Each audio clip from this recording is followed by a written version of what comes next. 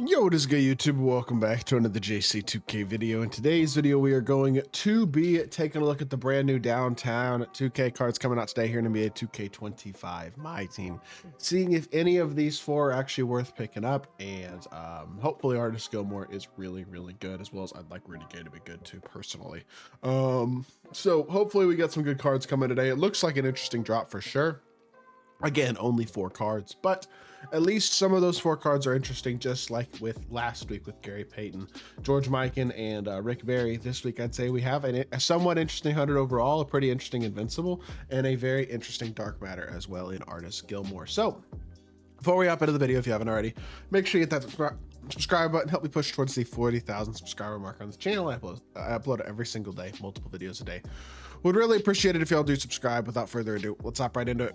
And let's start with Mark Price, I guess. So Mark Price is a 99 overall, 6 foot with a 6'3" wingspan, 97 speed, 99 3 ball. Problem is he's 6 foot with a 6'3" wingspan, because the stats and badges aren't bad. You know what I mean? He's just too small, realistically, at this point in the year. That's just how it's going to be no matter what for anybody who's below about 6'4", is there's just not going to be any sort of real viability to them whatsoever. Even 6'4" becomes a bit small at this point in the year, but below 6'4" just isn't going to cut it. You know what I mean? And 6 foot certainly isn't going to cut it. And that's okay at the end of the day. Like, I'm not going to sit here and say, oh, that's the worst thing ever. It's just how it's going to be. You know what I mean? That's how 2K is at this point in the year.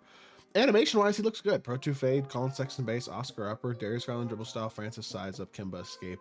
Jamal behind the back isn't perfect, but I mean, look, he's not a bad card at all. I don't want to sit here and say act like he is. I just don't think he's good. You know what I mean? I don't think he's like a spectacularly good, high quality option at the PG spot at this point in the year at his size. It's just too limited size-wise to actually be a high-level impact card, in my opinion.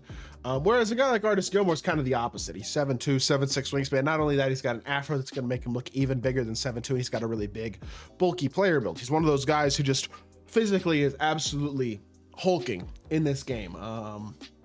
86 speed, 77 3 ball isn't what you would expect like to be spectacular stats from a Dark Matter, but you got to remember he is elite size wise, and he's got 99 interior, 94 perimeter, 99 block, 98 standing, and 90 driving dunk, 98 rebounding, 94 agility, 98 strength. I mean, the speed and the 3 ball may not be perfect, but everything else pretty much is. The defensive and finishing badges are obviously elite. The shooting and playmaking badges leave a little bit to be desired, but again, he's a Dark Matter, so if you add Deadeye, Limitless, Shifty, Slippery off ball, and then I guess maybe some of the playmaking badges, Handles for Days, Lightning Launch, something along those lines. A couple of those. You can add Ankle Assassin, Dimer Unblockable if you want to as well.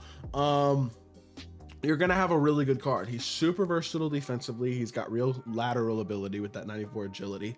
So he's not going to feel slow defensively in terms of staying in front of a Invincible Wimby or 100 overall Yao or guys like that. And then Jared Vanderbilt base, Taj Gibson upper on very quick with Pro 2 fade, rush dribble style, Kobe escape. Again, not really a shot creator by any means, but he should have a very nice jump shot. Like, I think Taj Gibson's upper is pretty good, if I'm not mistaken. Same upper that Mark Eaton actually has, but I think a faster base. This card basically has a slightly better jumper than Mark Eaton, but he's a little bit smaller, and he's also probably not quite as good statistically, although he's not far off. But I will say, do I think there's a chance he's better than Eaton? I do think there's a chance that he's better than Eaton. I think there's a good chance that he's at least as good. And my thought process with this Gardis Gilmore card is basically that he is the amazing, attainable center type card that we're looking for. You know what I mean? And especially because he's probably going to wind up being relatively affordable, because last week's cards from this set wound up being pretty well priced, especially because of the equal chance toppers on packs I think that people were opening. But like, there's a lot of Gary Paytons up on the auction house even now. So like a Rudy Gay should be more common than your average Invincible card.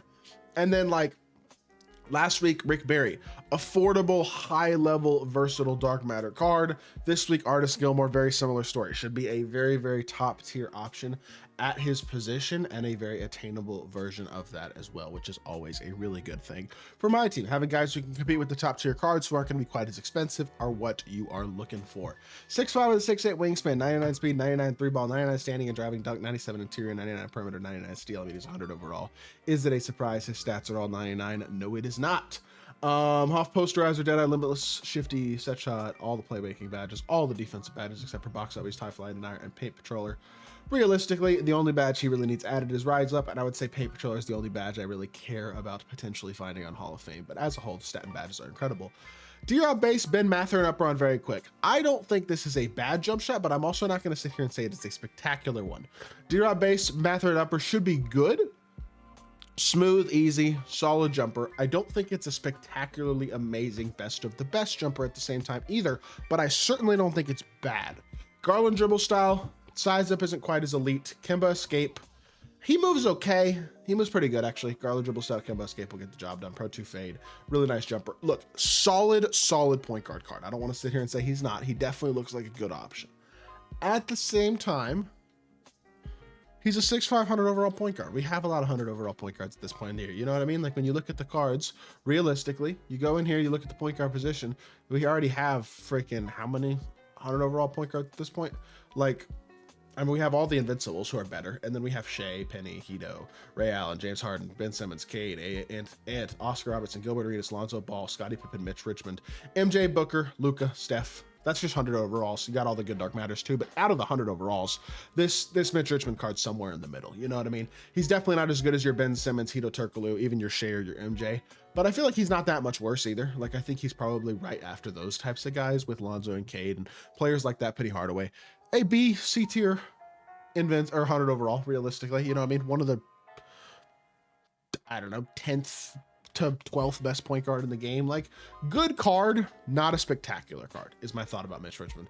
And then you have Rudy Gay, who's 6'8", 7'3" wingspan at shooting guard. So first of all, he's got really quality size.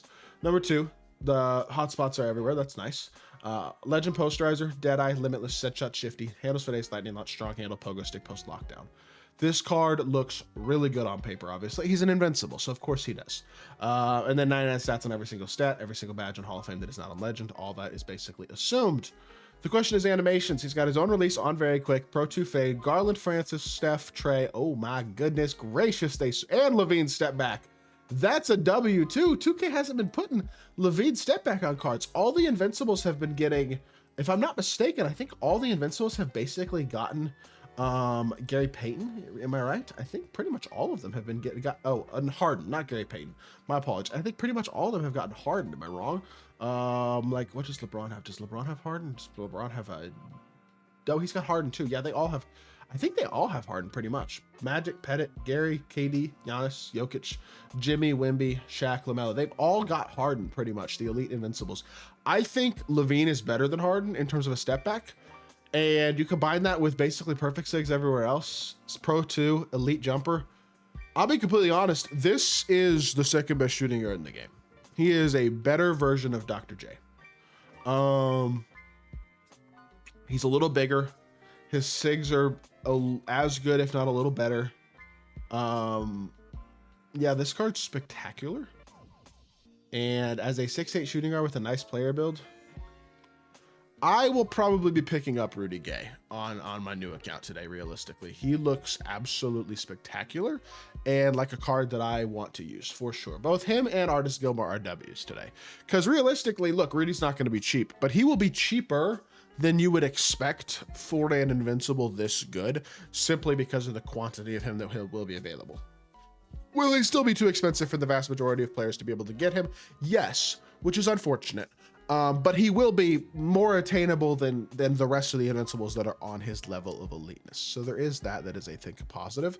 And he does look like a spectacular card. I will say that without a shadow of a doubt. So with that being said, that is going to do it for today's video. I will talk to y'all in the next one. Let me know who y'all are excited to pick up. I hope y'all did enjoy. And I'll be back with more 2K content very, very soon. I appreciate y'all. Peace.